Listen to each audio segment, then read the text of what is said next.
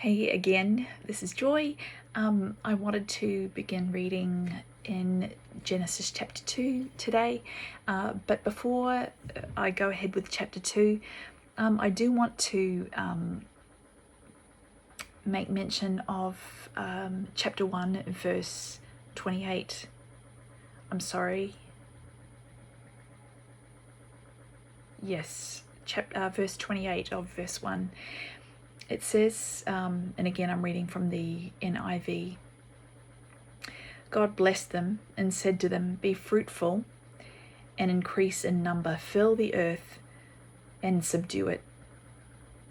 Rule over the fish of the sea and the birds of the air and over every living creature that moves on the ground." So what God was doing there was expanding on what he meant by filling the earth and subduing it. So I read this to understand that filling the earth and subduing it means that man is to rule over the fish of the sea, the birds of the air, and by man I mean mankind, men and women. Rule over the fish of the sea, the birds of the air, and over every living creature that moves on the ground. Nowhere in that sentence does God include ruling over and subduing each other, humankind.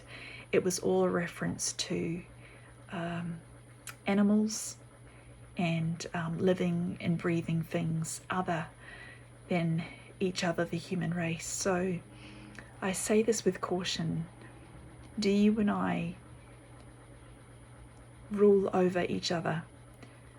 Or are you and I equally as valuable and as important to God and therefore each other? Do you and I have any right to oppress another person?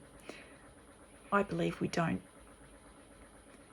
I believe the command or the instruction or the empowerment that God gave us was to subdue nature,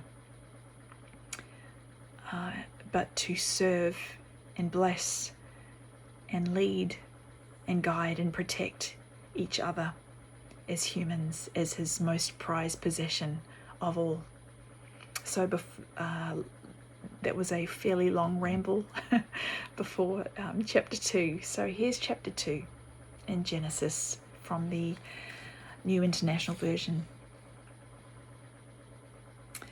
Thus the heavens and the earth were completed in all their vast array. By the seventh day God finished the work he had been doing. So on the seventh day he rested from all his work. And God blessed the seventh day and made it holy, because on it he rested from all the work of creating that he had done. This is the account of the heavens and the earth when they were created. When the Lord God made the heavens and the earth, and no shrub of the field had yet appeared on the earth, and no plant of the field had yet sprung up. For the Lord God had not sent rain on the earth, and there was no man to work the ground. But streams came up from the earth and watered the whole surface of the ground. The Lord God formed the man from the dust of the ground and breathed into his nostrils the breath of life, and the man became a living being. Now the Lord God had planted a garden in the east, in Eden, and there he put the man he had formed. And the Lord God made all kinds of trees grow out of the ground, trees that were pleasing to the eye and good for food. In the middle of the garden were the tree of life and the tree of the knowledge of good and evil.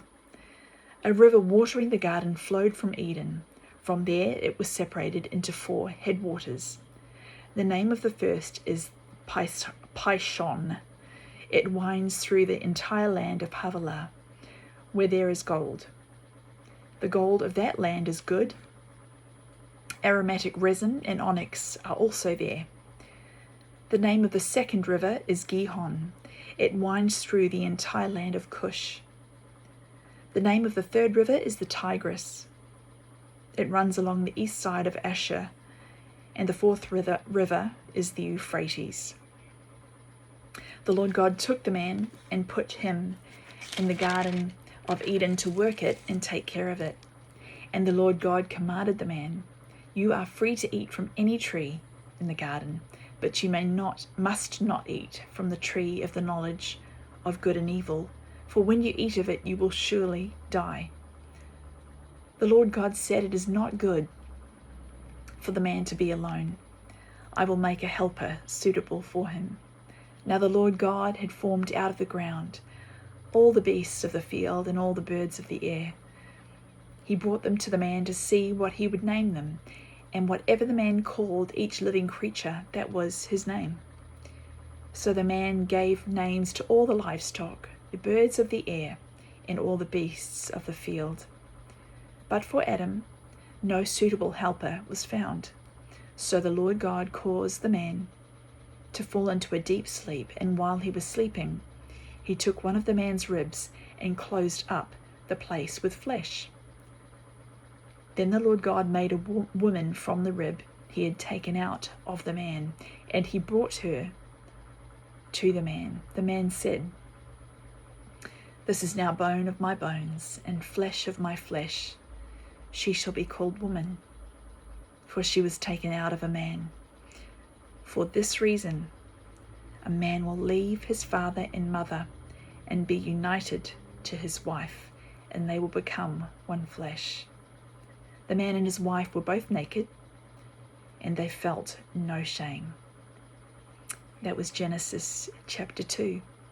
I pray that blessed you, and I'll see you next time.